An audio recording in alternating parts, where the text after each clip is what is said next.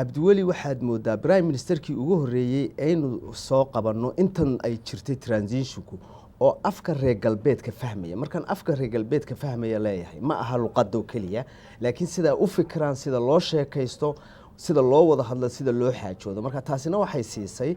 in uu wuxuu rabay ka dhaadhicin karo ama regional states ha noqoto ama amisom. horta labadaa arrimood ayaa muhiim u ah oo labadoodaba moogtahay uu cabdiweli keenay.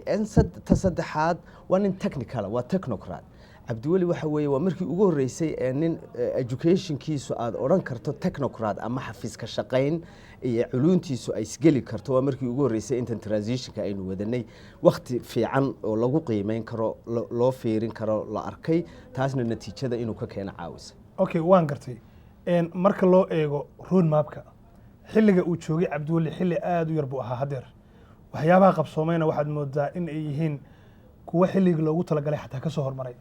marka maxaa la taaban karaa oo aad isleedahay cabdiweli waa uu qabtay oo u ah waxa ugu horeeya oo la taaban karo? amgilaal horta inaad kaga dhawaajisay road mapka cid kasta way ka shaqayn kartaa, laakiin waxana waa wax cilmiyeysan oo ah sidaan kuu sheegay mar hore inaad timeline dejiso. timelinekii aad ku buuxiso benchmarks. maalintaa iyo maalintaa shaygaasaan qabanaya, maalintaa iyo maalintaa shaygaasaan qabanaya. macnii waxay ku siinaysaa iyadu qudheedu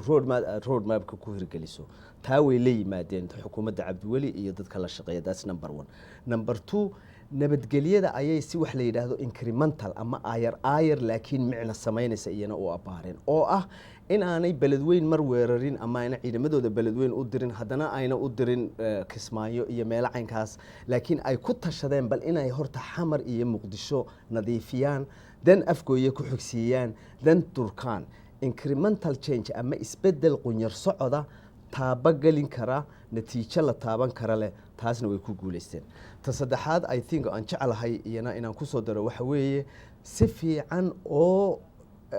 faragelintii dalalka jaarkaynala meelaha loo baahan yahayna faragelinta ansaxayo odhanaya waanu rabnaa. meelihii xadaafana ay si fiican ugala hadlayaan. mararka qaarkood babilku lama hadlaan, laakiin si gaaray ula hadlaan oo yidhaahdaan war ka noqda arrimahan ma ogolin. iyo runtii arrinta Kenya soo geliddo dad badani ka soo horjeedeen oo aad iyo aad u caawisay nabadgelyada iyo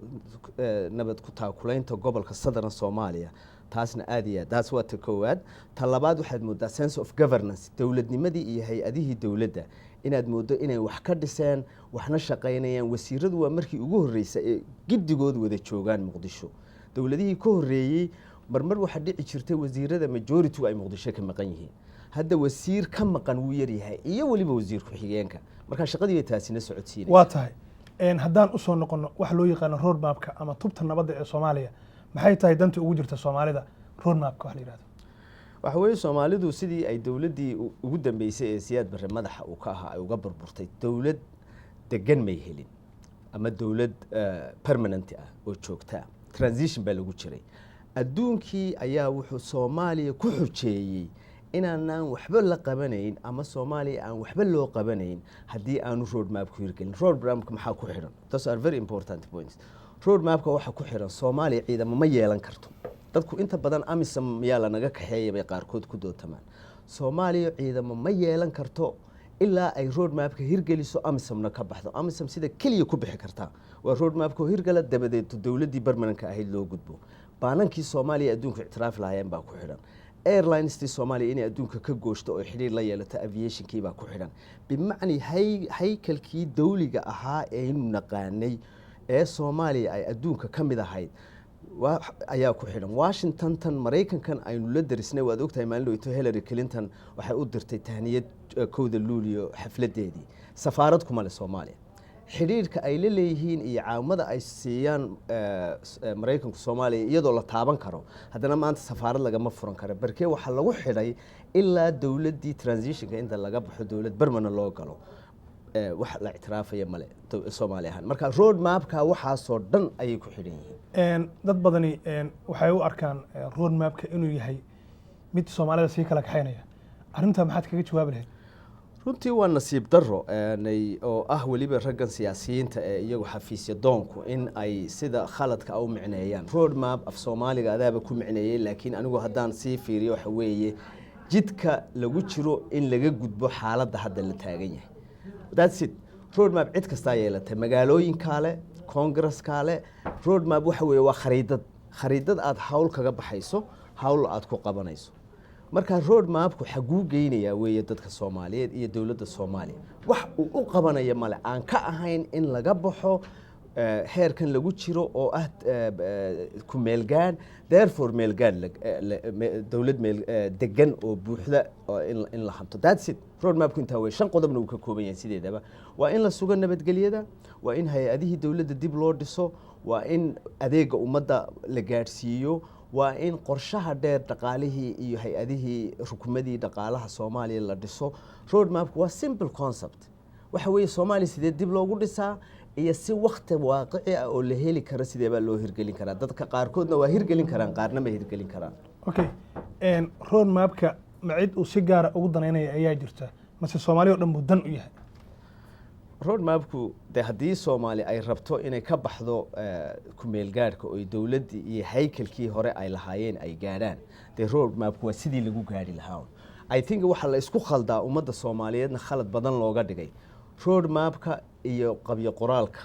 constitutionka labadaas la isku khaldaa. road mapku waxa weeye waqtigii farmaajo dawladdiisiina waa la sameeyay ka horowna road map ahaan lama oran jirin, laakiin sidii waqtigii Cabdilaahi Yuusuf ilaa waqtigii Cabdiqaasin sidee looga baxaa ku meel gaarka weligeed way jirtay. hadda waxaad moodaa waqtigan Cabdiweli si la taaban karo in natiijo looga soo hooyay, in meeshii la hiigsanayay oo August 20keeda in dawlad joogta la dhiso in ay muuqataba lana gaarayo. waxa la isku diidan yahay waxa road map ka soo baxaya oo ah constitutionka iyo qabyo qoraalka sharciga loo qorayo Soomaaliya. waa tahay haddaan u noqono dhinaca dastuurka qabyada ee haatan loo fadhiyo magaalada Muqdisho odayaal dhaqameedyadu u fadhiyaan, waxaa laga wada hadlayaa waa in isagii la hirgeliyo la soo xulo xildhibaanadii kadibna dastuurkii sida ku noqdo mid u shaqeeya Soomaaliya. marka dawladdan oo Cabdiweli hogaamiyaha ka yahay lug intee leeg ayay ku leedahay maadaama dad badani ay aad uga qayliyeen mar waxay leeyihiin waa la gacnaynaya yaa gacnaynaya dawladdu awood ma u leedahay wixii laga bedelayo ma dawladda ka bedelaysa wixii lagu darayo ma dawladda ku daraysa yaa mas'uul ka ah dastuurkan hadda loo fadhiyo? horta odayada in confusion iyo qalalaasa lagu ridaa runtii waa nasiib darro weyn u xuntahay. odayada looma keenin Muqdisho iyo qolka ay hadda ku shirayaan in ay wax ka bedelaan sharciga constitutionka, awooduna ma siin. constitutionka ama dastuurkuna sidaad ogtahay muddo dheer buu soo socday, muddo dheer baa la bedelayay, muddo dheer baa laga munaaqashoonayay. marka in hadda la isku khaldo odayada wixii loo keenay Muqdisho iyo inay sharcigaba bedelaan ama dastuurkaba bedelaan, hortaas waa khalad. taas waa koow. talabaad waxa weeye sharcigan ama dastuurkan Cabdiweli waa ka horeeyay, farmaajo waa ka horeeyay, mudduu soo socday, lacaga badan baa ku baxay. hadda markii la ansixin lahaa ee waqtigii ugu dambeysay la gaarayo in la isku qabsada iyana waa horta waa nasiib darro. laakiin sideedaba haddii wax la bedelayo process buu leeyahay, procedural amendment haddii lagu darayo, haddii la saxayo meelo khaldamay, gudiyay leeyihiin, procedure bay leeyihiin, procedureki in la maro weeyaan. laakiin in durba odayadii korka lagaga keeno oo la yiraahdo idina hadda awood baad leediin si meeshii qalalaasa loo geliya waa khalad. waa gartay. markan waxaan u noqonaynaa dhinaca dib u heshiisiinta. macnawiyan dawladdan ku meel gaarka ah fikirkeeda ugu weyn waa dib u heshiisiin in la isu keeno qaybihii kala duwanaa ee Soomaalida ee dagaalku dhex maray. markii ugu dambeysay hadda Somaliland iyo dawladda ku meel gaarka Soomaaliya waxaa dhex maray wada hadal Dubai iyo Ingiriiskaba. sidee u aragtaa adiga? anigu muddo badan baan runtii arrintaas Somaliland ku soo joogay oo dadka aad ugu cadcad baan ahaa ee lahaa goosashadu waa khalad. haddana goosashadu waa khalad baan leeyahay. I think Somaliland inay Soomaaliya la xaajooto arrin aan aad iyo aad u soo dhaweynayo weeye. laakiin waxaan ku dootamay marar badan in aan la dedejin wada hadallada, in Shariif Axmed Durbe uu kaga soo boodo meesha sare oo Durbe Hargeysa uu tago ayadoon ummadii Somaliland loo prepare gareyn ama loo diyaarin. waxa laga munaaqashoonaya maxaa suuroobi kara, maxaa dhici kara, xagee ku heshiin karaan Somaliland iyo Muqdisho. arrimaha laga hadlaya waa maxay? in Durbe ma ogtahay lagu degdego oo Durbe dadkii isdhex yaacaan horta waa khalad. laakiin in labada Soomaaliyeed ay wada hadlaan oo waliba Somaliland si cad lagu yiraahdo idina wixii gudaha idina soo dhameeyo oo arrinta khaatuma ha noqoto, dagaalada ka socda khaatuma ha noqoto, joojiya. southkuna qorshe la yimaado. Southku waa badan yahay, qaybo badan buu ka kooban yahay, in qaybihii isaga qudhiisa uu ka koobnaa in iyagana loo diyaariyo bal wada hadaladani micnaha yeelanayaan, oo ma federal bay noqonayaan, ma federaalka wax ka sii yar baa la isugu imanayaa, ma dowladdii hore mid ka ahayd oo meel kasta Muqdisho laga xukumayay baa wuxuu dhan in laga munaaqashado wey, laakiin waa arrin la soo dhaweeya wada hadalada. Okay, dowladda federaalka oo ku meel gaarka Soomaaliya sax ma tahay inay Somaliland ayadoo Somaliland la fariisato? In ay wax natiijo wax ku ool ah ay ka soo saaraan waa khalad. waxay sax ku noqon kartaa in wada hadallada loo furo, in waxa af Ingiriisida la yiraahdo the talks of talks, sidii loo wada hadli lahaa wada hadallo ku saabsan in hadda la bilaabo way fiican tahay. laakiin in khaladaad ay samayso TFG ama dowladda ku meel gaarku oo natiijo ka soo gaadha sidii xiriirka badda iyo ansixintii xuduudka badda ay khalad weyn uga galeen inay hadda uga galaan maaha. waxa xasaasiga ah waa inay dowladda TFG u deysaa inta la helayo dowlad dhamaystiran. waa gartay haddii Somaliland ay weli taagan tahay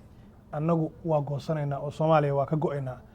dowladdii federaalka meel gaarkana Soomaaliya ay u fadhido haatan in ay dastuurka hirgeliso, doorasho soo dhowdahay, xilli ku filan aanay haysan, ma u malaynaysaa inay tahay waqti dhumis macnaha? runtii dee waxaad odhan kartaa waa waxyaabaha aad iyo aad durba confusion u keenay ama maskax wareer dadkii ugu riday. waata ragga dadka qaarkood aanu ku talinay, aniguna aan ka mid ahaa maraanu Voice of America ka dootamaynay in wada hadalladan laga dhigo oo keliya sidii loo wada hadli lahaa. haddii waayo waa runtaa sida aad sheegtay, dastuurkii ayaa sheegaya Somaliland inay federaalka gacan ka mid ah ka tahay. Somalilandina ama Seylaanya, madaxweyne Seylaanya uu hadda dadkiiba u sheegayo inuu ku tallaabsanayo sidii goosashada iyo gooniisutaaga u sharciyeyn lahaa. marka waxay ku tusaysaa in uu yar degdeg jiro. degdegaana anigu waxaan ugu aanaynayaa madaxweyne Shariif uu ku degdegayaa arrintan inuu u yar dejiyo ayaa la qaatay. 45 beri baa ka hadhay in dowladdiisu ay dhammaato. mar haddii gacanta la isa salaamay oo dadkii Soomaaliyeed yidhaahdeen waan wada hadlaynaa, waqti si u deji. Okay, haddii ay Somaliland go'do oo Soomaaliya ay ka go'do, maxaa ku jaban? dhibaatada ay keeni karta maxay tahay? maxaa yeelay Eritrea waxay ka go'day Ethiopia, koonfurta Suudaan waxay ka go'day Suudaan. maxaa ku jaban haddii ay dhaheen war annaga isku tashanayna oo halkayaga iyo dalkayaga annaga ka wada tashanayna walaalayaanuna daaya, maadaama koonfurtii ay dhibaato 20 sano ama dhowr iyo 20 sano ay ka jirtay? runtii waa dooda micnaha siinaysa dhinaca Somaliland marka ay miiska la yimaadaan oo yiraahdaan 20 sano aanu idin fiirinayna waanad ka sii daraysaan, arrintiina waa sii xumaanaysaa. taas Somaliland bay siisaa. maxaa ku jaban inay goostaan iyo inaanay goostan? runtii waa arrinta laga hadlayo. Somaliland ma noolaan kartaa, ma istaagi kartaa, dhaqaalaheed ma leedahay, tawaankeed ma leedahay, adduunkan hadda globalka noqonaya masaasay ku fiican tahay, dowlado ka yaryar iyaga baa jira oo Djibouti ay ka mid tahay. waxoo dhani waxa weeye circumstantial evidences ama waxyaabo taageeri kara labada dhinacba. laakiin in ay Somaliland ka goosanayso sharciyo badan ayaa hortaagan. sharciyada badan ee hortaagan awgeed baa hadda ku kalifay inay Hargeysa la hadasho Muqdisho. in badanna waa anigu personally waa ku dootamay oo ah even haddii aad ka goosanayso mothers country ama dowladdii hoyga u wada ahayd Soomaaliya oo dhan markii la isku geeyay in la wada hadlo, la wada xaajoodo. wada hadalladuna waxyaabo badan bay ku dhamaan karaan. federal baa la noqon karaa, constitutional baa la noqon karaa oo ah usually wax ciidamada iyo lacagta iyo foreign policy-ga la wadaago. waxa wax ka sii dabacsan baa la noqon karaa. laakiin in wada hadalla la bilaabo hadda waa positive. Somalilandina meelay ku dambeynde waxay u taallaa wada hadallada. Okay, waa tahay halka haddaan kaga gudubno ayaamahan sida warbaahinta ka dhageysanaynay caasimadda Muqdisho waxaa laga keenay dood waliba gudoomiyaha gobolka Banaadir ana doqa magaalada Muqdisho waxa uu yiri dastuurka kuma cadda caasimadda. heshiiskii ay wada galeen dowladda iga raali ahaw, sidee u aragtaa in Muqdisho la yiraahdo waa magaalada caasimadda Soomaaliya? horta dee dastuur waxa loo qoraa waxa weeye waxyaabihii hore ee la isku ogaa ama lagu soo dhaqan galay in la bedelo awgeed ayaa dastuurka loo qoraa. Soomaaliya dastuurkan ay qorayso dadku waa yaraystaan, laakiin wax la yaraysan kara ma. 20 years of civil war, 20 sano oo iskumaada, isdil ah, isdhaca, rape, dumar, waxyaabo badan oo soo dhacay baa horta dastuurkan keenay. dastuurka qaybta ugu xoog weyn waa federalism. in Soomaaliya federal laga dhigo. federalismkuna wax kasta oo laga munaaqashooda. in muqdisho laga munaaqashoodo inay noqoto dowladda isku iman doontee Soomaaliya magaalo madaxdeeda iyo in kale waa open chapter anigu sidaan u arko waa inayna noqotaa because wax maanta muqadas ka dhigi kara muqdisho oo technical ma jiro haddii maanta aad dootanto oo tiraahdo 5 qodob isii waliba marka la xeeriyo Soomaaliya xaaladda ay soo martay 5 qodob ama 3 qodob oo wax ku oola ii sheeg ay ka dhigaya muqdisho muqadas inay noqoto magaalo madaxda Soomaaliya cid ku siin karta male sideedaba adduunkuna federal systemka Minnesota inaynu joogno magaalooyinka ugu waaweyn ma noqdaan federalka magaalada meelaha yaryar baa magaalo madaxda ama caasimadda noqda marka in federalku uu yiraahdo in dastuurku uu yiraahdo arintaasi arin aad looga munaaqashoonay anigu aad baan u taageersanay inkastoo very strong unionist ahay vote-kayguna weligay uu ahaa Soomaaliya inaan la kala jarin laakiin isku mid ma aha kala jar Soomaaliya iyo in la yiraahdo magaalo madaxda meel la isku raacay ha laga dhigo waliba meel yar ha laga dhigo waliba meel dadkii aan awal u lahayn access ama aan tagi karin magaalooyinka waaweyn inay magaalo madax u noqoto Soomaaliya waa arin I think qurux badan oo fiican okay magaalo madaxda Soomaalidu magaalooyinka waa ay kala degan yihiin laakiin dalku waa hal dal haddii tan laga guuro oo mid kale xal lamooda inay caasimad u noqoto Soomaaliya maxaa sabab uga dhigay muqdisho inay muqadas ku ahaato oo waliba gudoomiyihii gobolka oo waliba head of the state ah inuu ka hadlo oo yiraahdo caasimadii waa laga tagay maxaa koos gareynaya ma arrin qabiil ba ma shaqo u taal isaga miyaa ma dawladda federaalka u taala yee u taala caasimadda in la wareejiyo iyo in la wareejiyo horta meerka laga raali ahaado laakiin arintaas macawista ka dhacday sida Soomaalidu tiraahdo laakiin laga raali ahaado Africa sideedaba development ama horumarka waxa weeye top down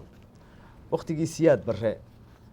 wax alla waxa development ka dhacaya Soomaaliya Muqdisho iyo agagaarkeeda bay ahayd meesha ugu fog baa Janaale iyo Jamaamaha afkooye warshadihii wixii oo dhan xanuun baa ka soo gaaray Soomaaliya kaliya tama Afrika oo dhan ilaa 60ka markii laga soo gudbay xanuun baa ka soo gaaray magaalo madaxdu sida ay uga nuugto nuxurka iyo dheecaanka gobolada kale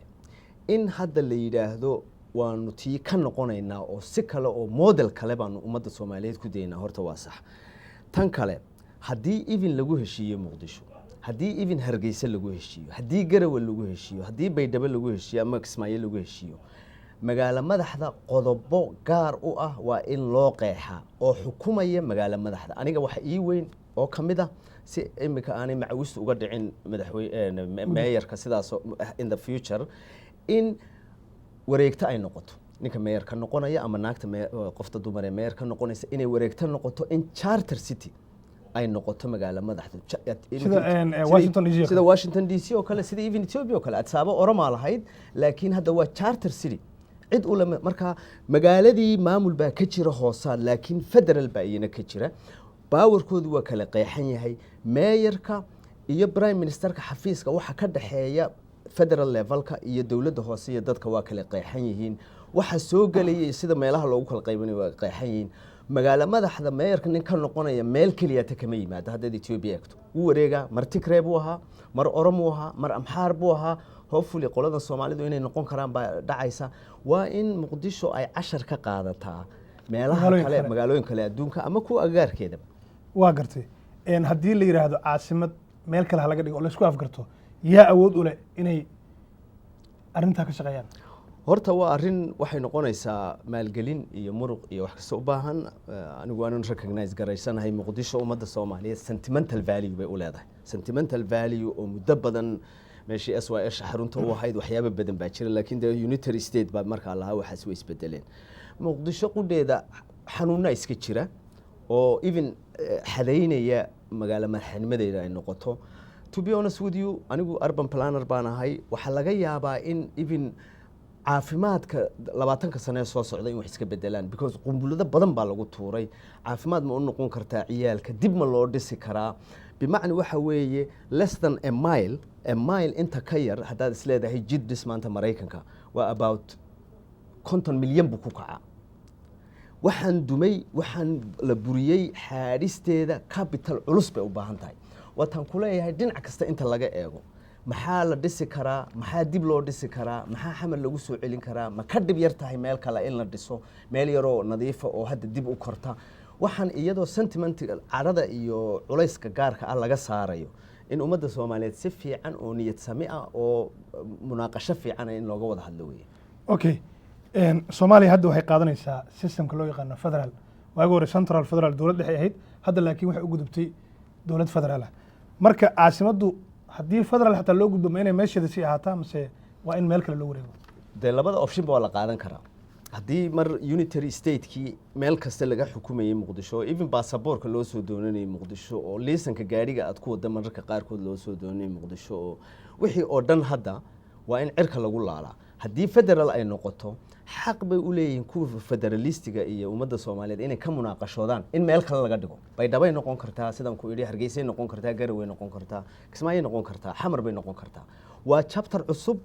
waa chapter aanay Soomaalida qaarkood ku talagelin laakiin lagu talagalo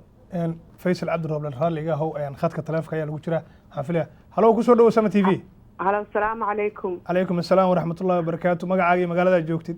walaal Minneapolis baan jooga Maryam baa la yiraahdaa waxaan waa in salaamaya dhamaantiin Maryam soo dhawo aad iyo aad baan waxa ugu riyaaqay ninka aqoon-yahanka kula fadhiya Faysal Soomaali hadii laga heli lahaa isagoo kale I wish in Soomaaliya ay nabad noqon lahayd waa maxay sababta ugu riyaaqday Maryam يعني hadallada su'aalaha su'aalaysi si fiican buu uga jawaabayay rag badan baa intay meesha soo fariistaan waxay ku hadlaan wax maarta Soomaali ama la kala geynaya ama aysan u lahayn wax experience oo yani iska dheh ah laakiin nin macquul oo hadallo macquul ku hadlaya buu aniga ra'yi ahaan ila noqday soo aad baan ugu mahad celinayaa saasna waligaa Soomaali ku dhiirigeli aad baan u mahadsantiin wax kale su'aalo ma qabo I wish inuu ka qayb gali lahaa doorashada iyo inuu ordi lahaa madaxweyne qofka aan ugu ridi lahaa isagoo ahaan lahaa aad baad u mahadsantahay Maryam aad iyo aad baad u mahadsantahay annagana waa kaaga mahad celinaynaa sida barnaamijka kula socoto kan live-kana uga qayb qaadatay waxaan ku leenahay ku soo dhawo Sama TV mar labaad Faysal dowladda federal systemka waa maxay danta ugu jirta Soomaalida ma wax ka duwan tii hore oo central government-ga la dhihi jiray ayuu keenayaa mase dagaalada sokeeye ee dhacay baa waxay keeneen in federal la qaato waa maxay danta ku jirta federal horta labada arrimood ee kaga dhawaajisayba waa sabab bay u yihiin ta hore waxa weeye sidaad ogtahayba federal systemka Mareykanka iyo dadka ugu horeeyay waxa loo ugu magacaabaa government of the people as a matter of fact ninkii Thomas Jefferson oo sharciga u dejiyay Mareykanka constitution-kooda qoray wuxuu yidhi a government of the yeoman waa ninka beerta xagaafka ama gondoraha haysta waa in dowladdu ag taallaa hoos taallaa meesha uu ka soo toosayo ninka xagaafka ama malayga dabanaya waa inay gartaan dowladdu ciday tahay iyo meesha ka soo jeedo iyo cidda ugu jirta marka school of development dadkan ka sheekeeya laba siyaabood baa ummadda lagu maamulaa waa top down oo korka laga keenayo wax kasta iyo bottom up iyadoo hoosta laga soo dhisayo federalismku sideedaba waxa uu daneeyaa dowlad hoosta laga soo dhisay dowlad regionalism laga soo dhisay dowlad gunteedu ay sal u tahay kan korka fadhiya in aanay ahayn kan korka fadhiya uu cadaadis ku hayo horta taas federalismku ku fiican yahay talabaad waxa weeye sideedaba federalismku waxa weeye nidaamka la yiraahdo divided government Faysal adiga oo su'aasha si wadan doona dhinaca telefoonada kugu furmay kullaba su'aalana waa jiri doonaan insha Allah marka raaliga halo ku soo dhawo Sama TV assalaamu calaykum walaal Mustafa la yiraahdaa Mustafa soo dhawo adiga iyo professorkii waxaan weydiin lahaa horta dowlad kasta oo Soomaaliya loo dhiso waxay ku burburtaa ama ay soo dhaafi weydaa xalinta iyo amniga sugideeda magaalada Muqdisho marka aniga qof ahaan waxaan jeclaan lahaa in Muqdisho caasimadda laga wareejiyo hase magaalo kale loo wareejinayo haddii la dhaha xataa ayadana dhib kale inay ka yimaado dadka ay u fahmaan qabiilo gaara inay dowladda qaadato taas daraadeed soo ma socnaateen meel gaara oo tuulo ah oo dowladda keliya u degto in madaxweynaha iyo halkaas ay deganaato si amniga xaggaas looga sugo saasaan dhihi lahaa ka warrama taas Mustafa aad u mahadsan tahay Faysal Cabdirooble ayaa arrintaas isagoo ka jawaabaya khad kale ayaa ku jira hal mar baan wada qaadanaynaa si ay su'aalaha noogu fududaadaan halo ku soo dhawo Sama TV السلام عليكم. عليكم السلام ورحمة الله وبركاته magacaaga magaalada joogto walaal Minneapolis aan ka soo hadlayaa Asmaan Axmed baa yiraahdaa marka hore waxaan salaamayaa Faysal Cabdirooble iyo akhyaarta Sama TV aad baa mahadsan su'aashaydu waxay ku saabsan tahay sida la socotaan heshiiskii London ee Somaliland iyo dowladda kumeel gaarka ay ku kulmeen qodobadii lagu heshiiyey kuwii localka ahaa ama ka hadlayay arrimaha gudaha waxaa ka mid ahaa qodob oranaya haddii waxyaabaha lagu heshiiyey dib ay ka hor timaado in labada dhinac si wadajira ay uga midoobaan oo ugu duulaan arrintaas ma la odhan karaa maamulka puntland oo hadda ka mid a dowladda federaalka soomaaliya haddii ay istusaan khaladaad inuu ku jiro heshiiskaas oo ay ka hor yimaadaan in maamulkii puntland oo ka tirsan maamulka federaalka ah somaliland oon federaalka hadda aan ictiraafsanayn ama aan ka mid ahayn iyo dowladdii ku-meel gaarka ahaa markaas si wadajira ugu duulaan maamulka puntland su-aasha labaadna waxay tahay ma khaldanaa maqaamkii markii horeba lagu wada fadhiistay oo ahaa dowlad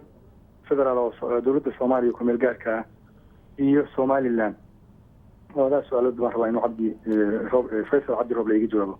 cismaan aad iyo aad baad u mahadsan tahay waana kaaga mahad celinaynaa sidaa barnaamijka Summit Live-ka uga qayb qaadatay faysal waad maqlaysay cismaan iyo mustafa laba su-aalood mustafa wuxuu qabay fikradda caasimadda ah cismaanna waxa uu ka hadlayaa wada hadalkii dowladda marka adiga oo kala qaadaya maxaad ku salayn lahayd horta caasimadda waxaan u malaynayaa dee waynu si fiican baynu uga munaaqashoonnay oo waxa weeye wixii dad ku heshiiyaan in la qaato laakiin in magaalooyinka yaryar laga dhigaa ma xuma in ummadda loo dhoweeyo magaalo madaxda ama rijino aan inta badan dhibaato ku keenayn qudheeduna ma xuma inta weliba soomaalidu ay bogsanayso haddii ay ka geyn weydo oo even aqlabiyad ay noqoto inay muqdisho noqoto in sharciyo loo qoro xukumaya xadaynayana sida loo wada dhaqmayo bimacnaa inuu had iyo jeer nin xamar muqdisho ka yimid inuu meeyar noqdo meeyarku marmar wuxuu la mid noqon karaa 3 minister 4 minister awoodood ayuu ka badan yahay weliba marka la eego Afrika siday tahay iyo dhaqaalaha marka absolutely in laga munaaqashoodo even laga bedeli karo waa halkeeda waana ku raacsanahay meelo yar iyo meelo kale la raadiyo tan labaad oo ah Somaliland I think qodobka ay khaldameen mar horena meelo badan oo kaga dhawaajiyay qodobka TFG da looga fadhiyo inay noo sharaxaan waana weydiiyay rag TFG da ka socday markii wada hadallada London ay dhamaadeen Voice of America anagoo ka dootamayna in ay u sharaxaan Puntland iyo Khaatumo iyo dadyowga ka tirsan TFG da qodobkaasi wuxuu ka dhigan yahay oo cidii ka hor timaada si wada jir ah loo dagaalamo wali TFG du kamay bixin tafsiilaad inay tafsiilaad ka bixiyaan aniga qodheed waa kugu taageersanahay waana kugu raacsanahay arrintaas waana arrin runtii yaab leh waxay ka dhigeen wuxuu kaloo cismaan raaciyay haddii aanay Puntland raalli ka ahayn wada hadalka Somaliland iyo dowladda federaalka misana aanay qayb ka ahayn wada hadalladaasi ma suurto galayaan oo kuwa wax ka soo baxan ma noqonayaan dee waa weaknesska ama tabcaanimada ka muuqanaysa madaxweynaha siduu u hardaaminaya ama u taakulaynaya wada hadalladan Puntland waa saxiixayaasha TFG da xeerarkeeda garawe 2 garawe 1 way sii taabageliyeen road mapka iyo waxan oo dhan haddii aanay Puntland wada hadalladii ka mid ahayn waa runta waa arrin dhibaatadeeda ay leedahay in waxa ummadda loo sharaxana waa waxyaabaha looga fadhiyo madaxweynaha aad baa mahadsan tahay Faysal khadka taleefanka ayaa lagu jiraa halo ku soo dhawo Summit TV barnaamijka Sabtida Live-ka magacaaga magaalada joogteed السلام عليكم. عليكم السلام ورحمة الله وبركاته. والله عبد الله بالإلهنا وحن جوجا مينيسوتا ورتو وحن ربعنا ندين مع النقو Summit TV نن علوس أو Soomaalida ku culus baan maanta noo marti ah waxaan rabaa inaan salaamo Faysal waxaan qabaa laba question oo very quick mid waxa weeye dhinaca islaamistiyaasha al-shabaab arintooda u malaysay hadda in lagu defeat gareeyay military laakiin haddana raba inay siyaasadda ku soo laabtaan oo iyagoo alla sheekha ama iyagoo magacyo kala wata raba inay siyaasadda ku soo biiraan inaan wax ka taabato waa rabay midda kale waxaan rabay visionka Cabdiwali ee ku aadan dawladaha dariska especially Kenya Ethiopia iyo areadaasna waxaan rabay inaad quickly wax nooga taabtitaanki waa maasanta aad baa mahadsantahay Cabdullaahi sida barnaamijka Summit TV Live-ka uga qayb qaadatay laba qado kale ku jira israaciilna Faysal halo ku soo dhawo Summit TV magacaaga magaalada joogteed halo السلام عليكم عليكم السلام ورحمة الله وبركاته السلام عليكم ورحمة الله وبركاته laba su'aalood oo yaryar baan jeclaan lahaa Faysal Cabdi Roble inaan weydiiyo mid waxa weeye tii ahayd in madaxweynuhu kaga dhawaaqay oo ahayd hanti celinta tiiba salaad gabeere iyo qaynaanshe oo madaxweynuhu uu ku dhawaaqay oo ahayd in dadkaas la celiyo taasoo runtii aniga iila muuqatay 100,000 oo qof oo Soomaali ah oo cid kasta leh oo aan qabiil lahayn anigu qabiilka macnaha qabyaalada waa ka soo horjeeda oo cidda xataa maanta la dhihi kara muqdisho degaan u leedahay kamid yihiin ayaa hantidooda lagu haystaa arrin marka magaca dawladeed dad dawlada ah arrin ay qaadeen intuu madaxweynuhu ka hadli lahaa iyaysan habbooneyn in wax malaayiin dollar oo muqdisho dadkii soomaaliyeed hantidooda ay ku jirto inuu ka hadlo uu yidhaahdo waxaan hala celiyo laannahu waxa dawlad baa qaatay magaca dawladeed baa lagu qaatay it's different than markii waa tan koobaad okay waqti waa yar yahay noo soo deji insha allah adigoo raalli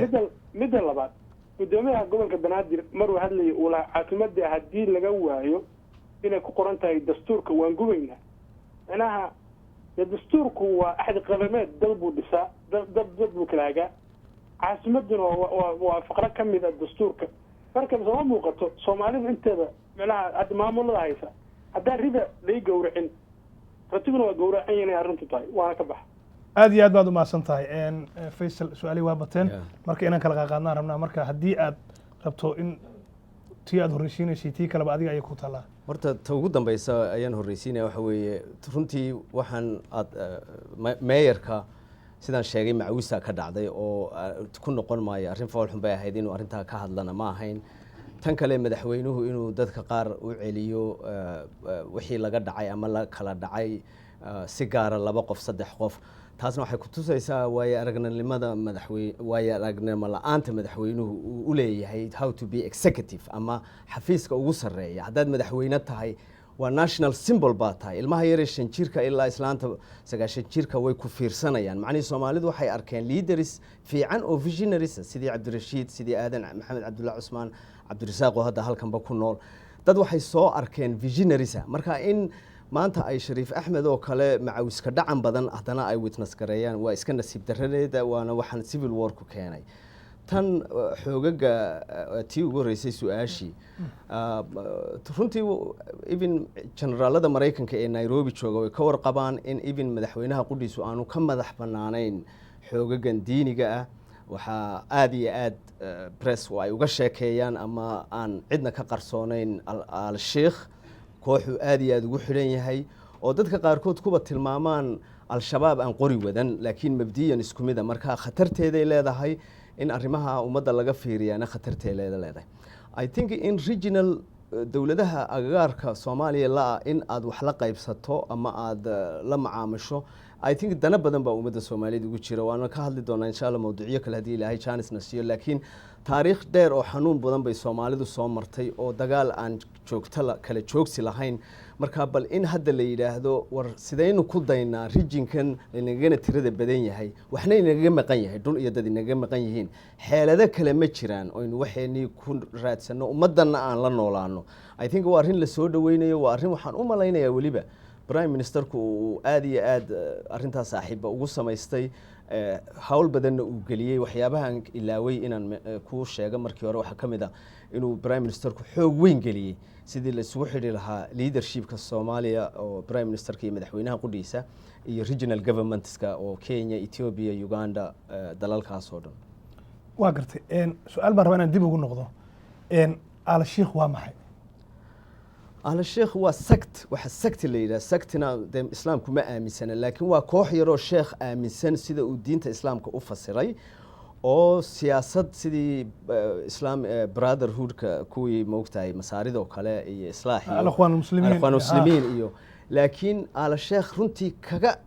kana adag marka la eego kuwaas xagga diinta iyo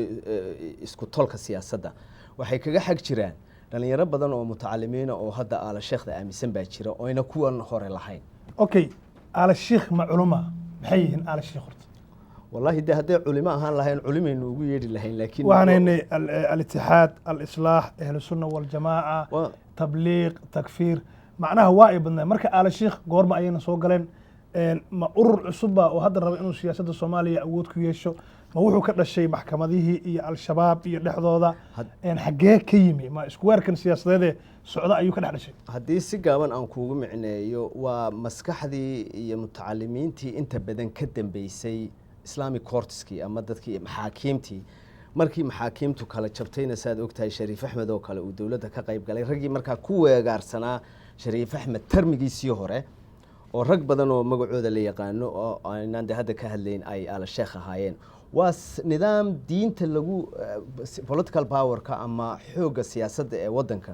iyadoo diin la adeegsanayo sidii dib loogu soo noqon lahaa diin ahaan iyo fakar ahaan waxay isku dhow yihiin diin ahaan maaha siday u fasilanayaan diinta waxay isku dhow yihiin islaamic courtigii jabay iyo even qaybo ka mid a al-shabaab waxay kaga duwan yihiin al-shabaab iyagu weli iminka qori may qaadin laakiin markii ICU-da ama xaakimta qoriga haystay dee way haysteen taageerayaal bay ahaayeen taageerayaal bay ahaayeen marka al-sheekh waa urur cusub oo hadda kusoo biiray Soomaalida laakiin ka dhex dhashay siyaasadda wareegaysa aad baa u mahadsan tahay khadka taleefanka haddii lagu jiro su-aashii u dambeysay ayaan qaadanaynaa waxaan u malaynaa khadka taleefanka ugu go'ay daawadayaal waxaa inoo soo socda barnaamij Sama TV idiin soo diyaarisay kaasoo ah soo dhaweyntii marwada ra'iisul wasaaraha dowladda federaalka magaalada Soomaaliya hodan ciise oo dhawaan booqasho ku timi gobolka Minnesota magaalada Minneapolis halkaas oo ay ku soo dhaweeyeen jaaliyadda Soomaalida ee ku nool magaalada Minneapolis kuwa kale waxay ka yimaadeen gobolada ka baxsan dalka Mareykanka haddaba waxa idiin soo gudbin doontaa Sama TV barnaamijkii qaybtii ugu dambeysay marka Faisal haddii ay jirto wax tala ama tusaalaha oo aad gudbinayso uga faa'iideyso Sama TV fariinta aad u dirayso ummadda Soomaaliyeed والله waxaan oran lahaa yaan la isku daalinin sheekadan imika dadka aad u dhex cararta waliba dadka diaspora jooga ee oranaya constitutionka UN ta qortay iyo cidana qortay iyo ummadda Soomaaliyeed male constitutionka qoraalka dastuurku hadda trade buu noqday dalal badan baa jiro oo dad hayar gareeya ama shaqaaleysiya si ay uga caawiyaan Jabaanka tiisa Mareykanka qoray tii even ugu dambeysay 60kii Soomaalidu ay constitutionka lahayd Soomaali loo yaramay lahayn rag ajnabi ah qoray nuxurka in laga fiiriyo in constitutionka marka uu dhamaado aynu waxaan ku talin lahaa dib u heshiisiin iyo reconciliation conference ballaaran la qabto oon mar kaliya ahayn laakiin dhowr jeer meelo badanna lagu qabto xamar lagu qabto Kismaayo lagu qabto Garowe lagu qabto Hargeysa lagu qabto si loo taabageliyo wada heshiinta Soomaali loo rabo iyo xanuunkii in laga talaabsado Faisal aad iyo aad baad u mahadsantahay daawadayaal halka barnaamijkan idinkaga imaanaya waa Sama TV barnaamijka qaybtiisa hore maanta waxaa ka qayb qaatay Faisal Cabdi Roble oo isagu amaareeye sare ee qorsheynta City of Los Angeles ee California oo maanta Sama TV ugu warramayay arrimaha Soomaaliya ka jira iyo waxyaabihii ugu dambeeyay daawadayaal waxa barnaamijka idin soo gudbinaya anigu Cawla barnaamijkan si toos ah waxa ugala socon kartaan Somali American Media qaybteeda live streamka Somali Express iyo Sama TV Minnesota.org haatanna waxaan idiin gudbinayaa Cabdikariin oo diyaar la ah barnaamijkii soo dhaweynta ahaa ee lagu qabtay marwada ra'iisul wasaaraha magaalada Minneapolis Dr. Hodan Ciise Cabdikariin markan waxaan rabaa inaan u yeero nin dhalinyaro ah oo qaaliya oo caawiya haddii halka magaciisa ka sheego aan jeclaan lahaa anigoo codsanaya in loo istaago waxa weeye Xasan Maxamed Cali Samatar oo isagu caawa ka hadli doona taariikhdii ra'iisul wasaaraha fadlan ha loo istaago waa mahadsantiin aad iyo aad baad u mahadsantiin midda ugu horeysa soo dhaweynta qeyraha leh halkan igu soo dhaweyseen waa mahadsantihiin waxaan jeclahay in aan midda ugu horeysa dadka halkan isugu yimid marka hore ayraado waa mahadsantihiin ka qaybgalka aad halkan nagala soo qayb gasheen iyo soo dhaweynta aanu ku soo dhaweynayno marwada prime ministerka Hodan Ciise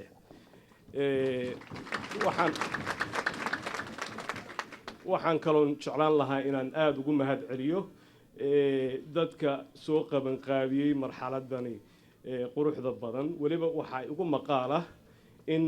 muddo aad u gaaban lagu soo qaban qaabiyay marxaladani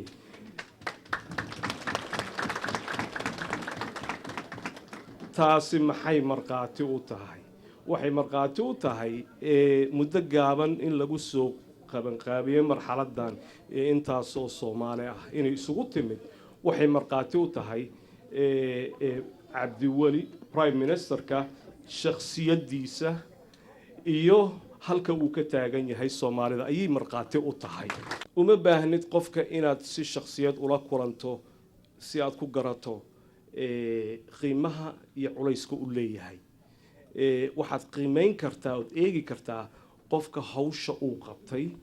mas'uuliyadda saaran sida uu u gutay haddii aad aragtood qiimeyso waad garan kartaa qofka shakhsiyadiisa waad garan kartaa qofka culayska uu leeyahay marka Cabdiweli muddo aad u gaaban buu haystay ayuu xukuumadani haystay prime ministerka uu ahaa postiga ka shaqeynayay aanu eegno wax yar aanu maaragtay dib ugu noqono guulashii uu soo hooyay intii yareed uu meeshii joogay midda ugu muhiimsan ee aanan qiimo la saari karin aniga shakhsi ahaan aan oranayo cabdiweli aad iyo aad impressed iga dhigtay iga cajiibisay waxay tahay nabadgelyada la dagaalanka al-shabaab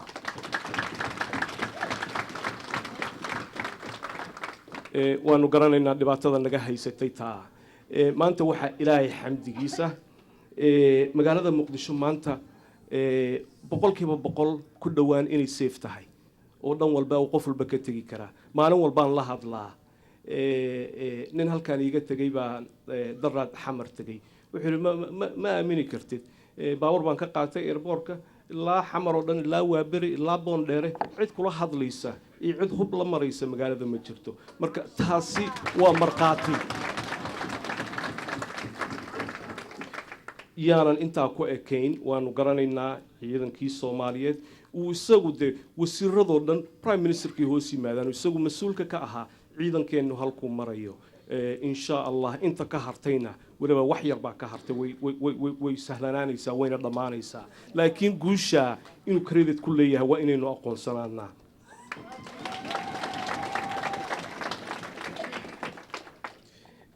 waxaa kaloo jirta oon doonaya halkan inaan ka tilmaamo qaybihii libaaxeed uu ka soo qaatay arrimihii road mapka waa midaan la ilmaami karin waa mid in la tilmaamo u baahan waynu garan karnaa dhibaatada maanta soomaaliya joogta ee ka taalla waynu garan karnaa cabdiweli qof wuxuu ahaa innaga nala mid ah qof nabadani maraykanku jooga reer korinaya xaas leh ilmo leh laakiin noloshiisii buu huray xabaddaa ay ka dhacaysay ayuu ka degay magaalada marka nabadgelyada keliya ma aha waxyaabaha uu ka shaqeeyay waxaa ka mid ah road mapkii dib u heshiintii shirkii garowe shirkii muqdisho marka way badan tahay tiradu aad bay u badan tahay reconciliationkii kuma dheeraanayo sidaan ballan ku qaaday sababtoo ah waxaan aad u xiisaynayaa marwada hodan ciise hadallada iyadaa nooga wada xoog ogaalsan iyadaa noo sheegi doonta laakiin waxaan jeclahay inaan kusoo gebagabeeya halkan haddii ay jaaliyadda soomaaliyeed minnesota ii fasaxdo iyagoo anigoo magacooda ku hadlaya inaan aad si xoogan ugu dhiirigelinno inkastoo si rasmi ah si official ah uusan cabdiweli weli ugu magacaabin sida annaga kollay maqaalka nagu wada ah inuu madaxweynimadii u tartamayo laakiin inaanu ku dhiirigelinno oo aanu niraahno dadaalka aad bilowday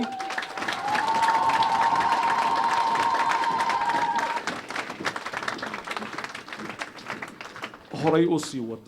dadaalka aad bilowday waan ku garab gelinaa horay u sii wad hadduu ilaahay yidhaahdana markii ay dowlad rasmi ah ee transitionalkan aanu ka baxno waxaan u malaynayaa boorsadeennu way wada xirxiran tahay oo waanu ka wada degi doonaa qof walboo soomaaliya kollay anigu shaksi ahaan haddaan u hadlo horaan u sheegay weligii lama kulmin baan iri laakiin waan jeclaan lahaa inaan la kulmo waan jeclaan lahaa inaan la fadhiisto waxaan filayaa qof walboo soomaaliya ah maanta minnesota joogana inay sidaa dareenkaa uu nagu wada jiro ayaan dareemayaa waxaa jirta dhowr luqadood baa lagu sheegay laakiin waxaa jirta mahmaaha weyne dhowr boqol oo sana ee Greek ah oo oranaysa every great man there is a great woman behind every great man